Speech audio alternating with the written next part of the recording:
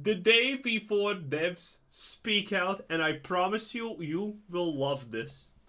These editors were able to speak for hours, direct via Discord with former Fantastic employees, which at this point feels like it should be half of the Eastern Hemisphere, knowing what we know about how fast the Brothers Fantastic seem to run through staff.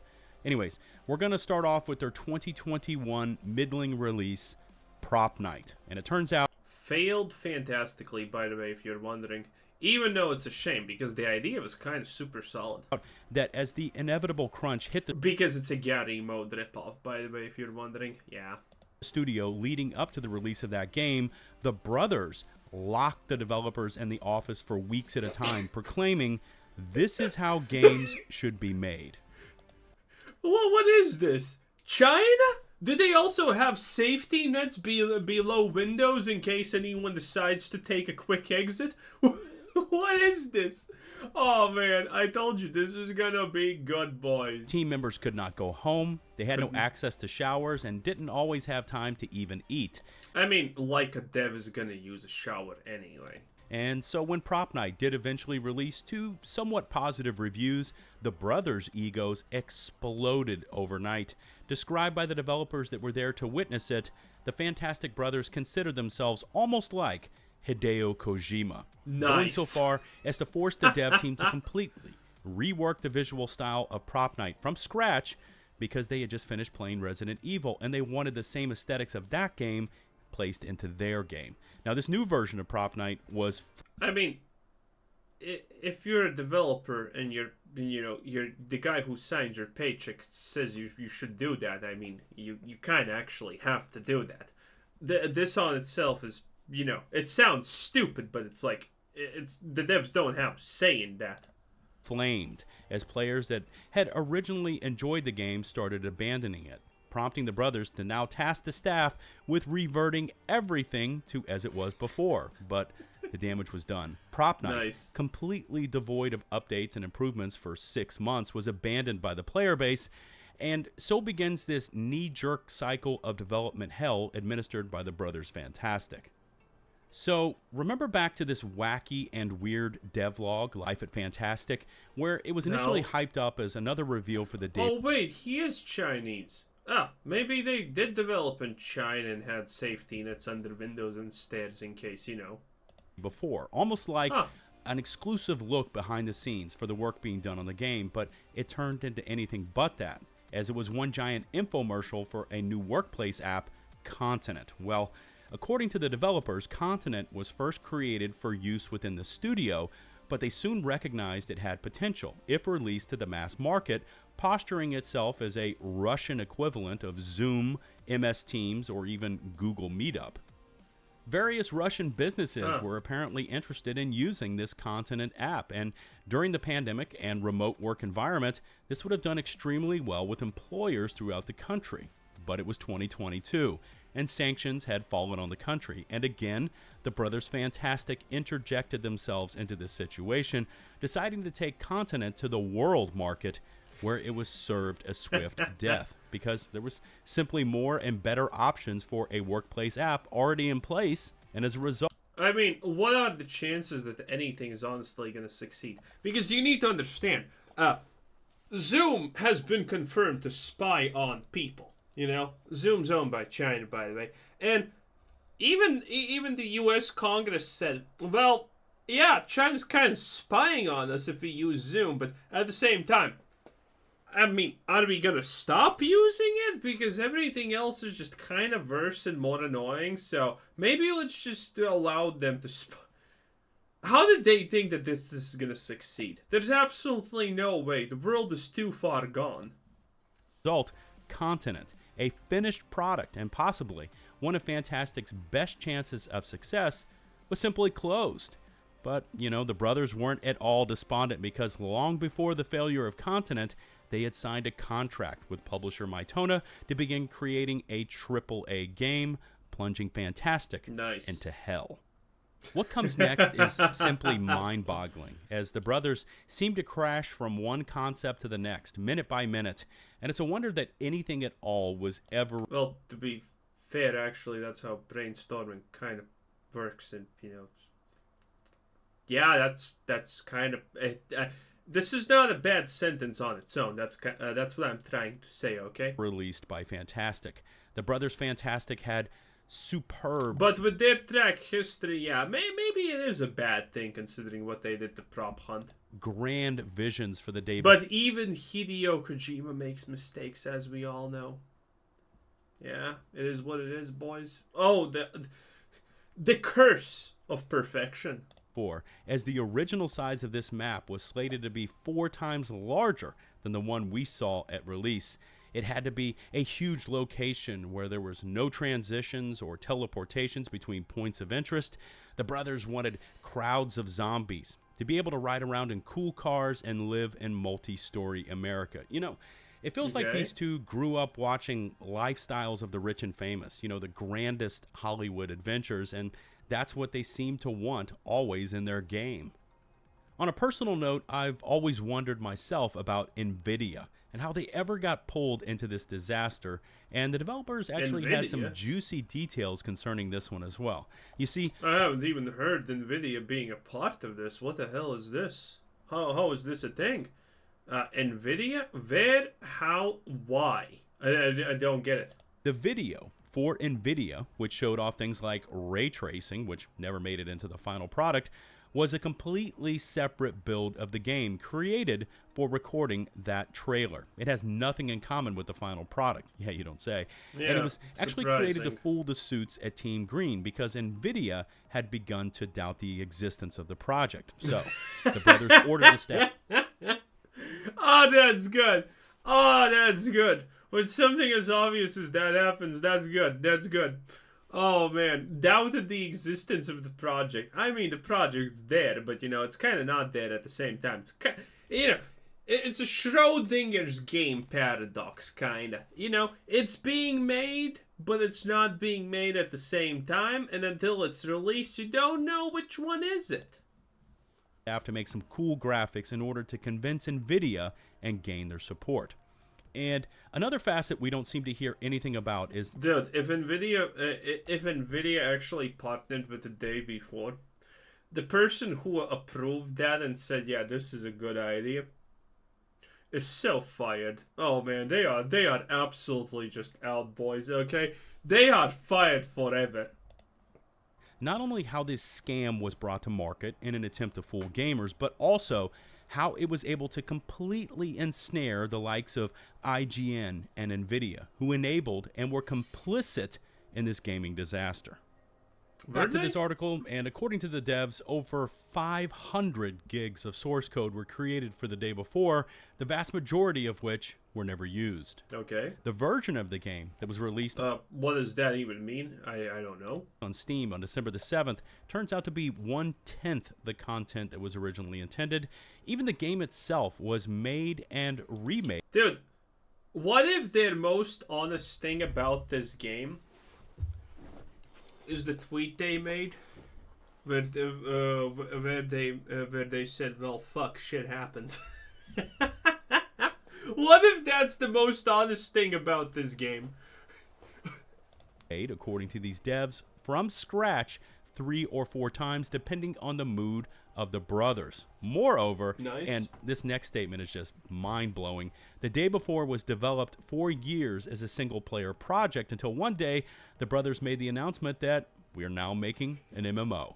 The jump mechanics, which, by the way, Dude, yeah, because all the hype is around MMOs, so it is what it is. You can't get away from it. All the hype is about zombie survival MMOs. You need that massive multiplayer element, okay? Anything other than that is not honestly that hype. It's not even close to being that hype. We have good single-target zombie team games, but no one cares about them. There's no hype around them. The biggest hype is Resident Evil, and I don't even know if you can call that a zombie game any longer. Game were awful, were apparently redone 50 times. The tablet was actually added late in development because the brothers had played Stalker and they saw the PDA, and the interface was apparently redrawn from scratch 5 times. And at first it was accepted, but then demanded to be redone again by the brothers. So what? In the end, the devs just bought some kind of already existing plugin? Because that's what this is. This story is kind of hard for me to swallow. I don't know if I even believe it, honestly, currently, because there's so much strange. So there was actual development of this game, and those two brothers are idiots, incompetent, and they just asked things to be redesigned on a whim because they just played the rando game and they kind of like it, so they decided to copy it. Okay. Do they not save old builds before they make changes? And if they and the thing is, the big thing is, okay, so you're trying to sell me this idea now that actual work has been done on this game, but at the end we already know that this is almost just an asset flip, technically, to a degree, because all the thing in this game is just bought assets cobbled together. So, how does this exactly honestly work? They actually did work, then they just gave up and cobbled together a bunch of assets? Kind of sounds a little bit far-fetched at the moment, not gonna lie. Because they had just finished playing GTA. 2 months before the game's release, the art department was told to repaint the entire city to look like Marvel's Spider-Man 2. Lambos. By the way, what he is saying sounds stupid, but this is actually way more common than you think, and this does not only apply to the game industry, okay? This applies to almost anything. Probably one of the greatest stories, which is the literal same effect, is Nikita Khrushchev, one of the presidents of Russia, okay? He went to America, saw corn, and he was like, oh, wow, this is so great. And then he came back to Russia, and he literally planted corn everywhere. In a puddle, in a ditch, in your mom's basement, in your dad's ass, anywhere where corn could be planted, he decided to plant it. This happens on every level of society, and happens often, way more often than you think, because humans can be just, taken aback by some stuff, and they're like, oh, wow, we need this. So, the fact that these guys are doing this, it's not really special, it's just special how stupid these people are, and how much overgoing in deep they're doing this too. But yeah, that's why, by the way, that's why Khrushchev is known as the corn president, the president of corn, I think in English it is. So yeah, it's pretty funny.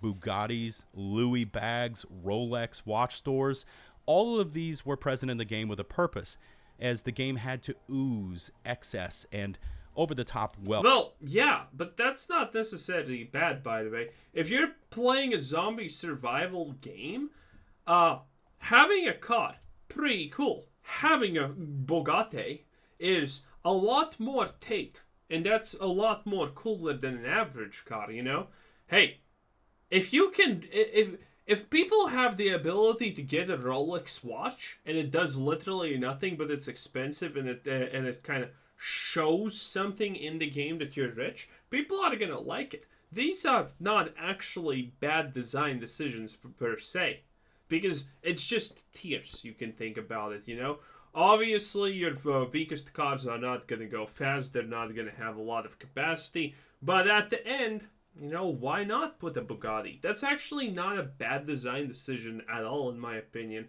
It's just implemented. Well, it's not even implemented in the day before. But it's not it's not a bad decision on its own.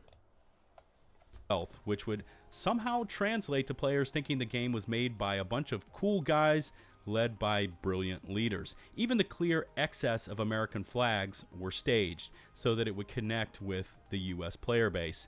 If inventory items looked too cheap, the devs were told to make them look expensive. Changes that would normally require 2 to 3 days worth of work were required to be completed overnight, many times then being completely removed when the brothers changed their minds the next morning. Good. This developer states people burned out like matches. Arguing with the brothers' fantastic turns out was futile, as any employee that attempted to do so was immediately fired. Or worse yet, they were made department head, given an impossible task, and then fired a week later. when they had invariably fallen behind on that impossible task. Smart. And hearing all of these accounts of abuse and just horrid working conditions, you're probably asking, I mean, you just became a department head. That's still resume worthy. It is what it is. why these developers simply didn't stand up and walk out. I mean, I know I am. And here's where we get the answers. You see, Because the money? Brothers Fantastic recruited employees from rural provinces and small regional cities. You promise a good salary compared to what they can make back home, a AAA project in your portfolio, and then you turn a person's life to hell. They preyed on these workers. They manipulated them, always pushing. The end justifies the means. Work hard, and you will be rewarded. Smart. Apparently, actually. developers worked in this studio 18 hours a day. And by the way, it would have been great if they could have told us where that studio was, because it clearly wasn't where they registered it at. And it turns out weekends were work days. There were 0 days off. And still the devs came. And it turns Is that oh no, that's just the reflection, I think. I thought that there's fire in the water. That would be very on point for the day before, though. out weekends were work days. There were 0 days off. And still the devs came back. They had... I mean, they made their choice. It's not like they were held at gunpoint, honestly.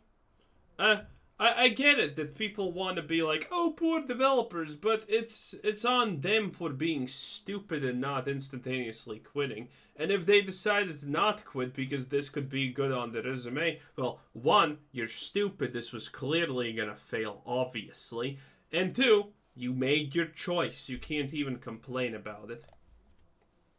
Nowhere to go. Morale plummeted as the brothers brutalized and fired the Obviously. staff, telling fired employees they could return in 3 months, of which many did. Testing the actual day before game. You see what I mean? Some of you are like, this sounds so sad, and returned in 3 months. I mean, they're just idiots. This is, yeah, the brothers are absolute posses, right? But that doesn't change the fact that these developers were stupid also. Began in early 2023 and all done by a team of 5 people. Now, these testers had to spend dozens of hours walking the map, looking for problem areas, which were then deleted as there was no time to optimize the game as it got closer to release. This is why the city is so empty, according to this developer. And that also means they must have encountered a crap ton of issues because the city is just lifeless and barren. Zombie hordes had to be abandoned because the servers could not handle the load.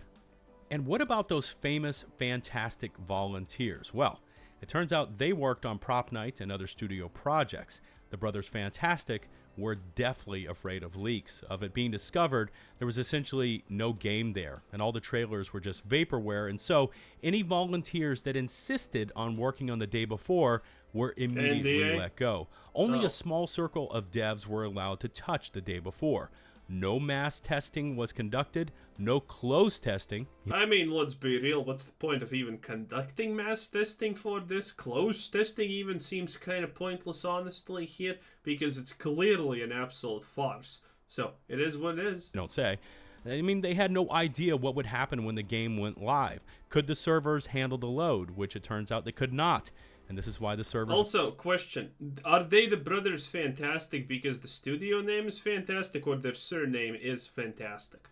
went crazy. I think that's really important for my funny bone. At launch, and the zombies wouldn't load in.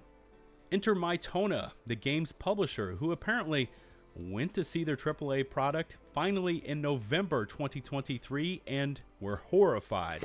Okay, I still don't know how this happened. Obviously. Like this. Mytona was funding the entire project, and they never checked on the progress of the day before. Yeah, that sounds prior stupid. to November. They just blindly trusted a couple of Yeah, again, I don't believe anything. Either these brothers are the most insane manipulators ever, and when I say insane, I kind of very much literally say insane, because they probably said such crazy things that the publisher couldn't believe that they would lie about it, so that's how they sold it. Because there are some things that you can lie about that are absolutely off the wall crazy, and there's gonna be random instances when people believe it. Because why would you lie about something so stupid, so instantaneously, predictably, measurably false? If anyone even paid 0.1 second of attention to it, it happens. Proven studio heads with potentially millions of dollars in funding. Anyways. Mytona, based on the horrific state of the day before, apparently sent specialists to the studio to try to help. And after seeing the game in the state that it was, these specialists reported back to Mytona that there was no saving the game. It should just be released as is, because an additional year of development would not give any guarantees it would be enough to save this game. Now on to the finale for this scam. Launch day, December 7th, and it turns out the Fantastic Brothers missed the entire launch of their very first AAA game and forced the developers to make all the decisions themselves. These devs cleaned the servers, they wrote the hotfixes, although they were not allowed to release the fixes for a long time because apparently Dr. Disrespect was streaming the game. Over the weekend after launch, the devs compiled... Wait, what? Let me hear that again. Fixes, although they were not allowed to release the fixes for a long time because apparently Dr. Disrespect was streaming the game. Over the weekend after launch, the devs compiled a list of problems and came to the conclusion that 80% of them could be fixed within a week. They even made a hotfix to return the zombies to the map. Then they came into work the following Monday, dreaming of developer glory, and were met with the now infamous internal document showing sales and refunds, and oh, by the way, the studio is closing. After the release of the day before, according to one of these devs, Mytona received all rights to the game, and the company voted to close the project and bury that shame forever. I worked on the day before and survived, became a resume-worthy meme, showing that a person had gone through hell and was prepared for anything. And for those former... I mean, he could probably get a job at Blizzard. Now, at least. Devs, they are now starting to receive offers to work on a new mobile game allegedly being headed by the brothers Fantastic. What did I tell you? I have been saying this for a week now. I think the brothers got away like bandits. I think those brothers got away with at least $1 million in their pocket. And I told you, it's only going to be a matter of time, a couple of months, before there's a new studio and the brothers are back to the same tricks. Because again, I see no loss here for the brothers. I think the brothers got away like bandits. Absolutely got away like bandits. In the end, you've got to feel bad for anyone that got sucked into this scheme, especially No, I don't. It was their own decision. They made the bed they slept in. Those that were just looking to make a name. Anyway, I guess that's it. I have absolutely no condolences to these absolute shitty devs. Anyway, that was Lightning Buzz Lightbeard. It is what it is, boys, and it was beautiful. What can I say more about it? Oh, chef's kisses, boys. Mwah! Anyway, this was Quizzer saying thanks for watching. Subscribe if you haven't already, and have a nice day. Bye-bye.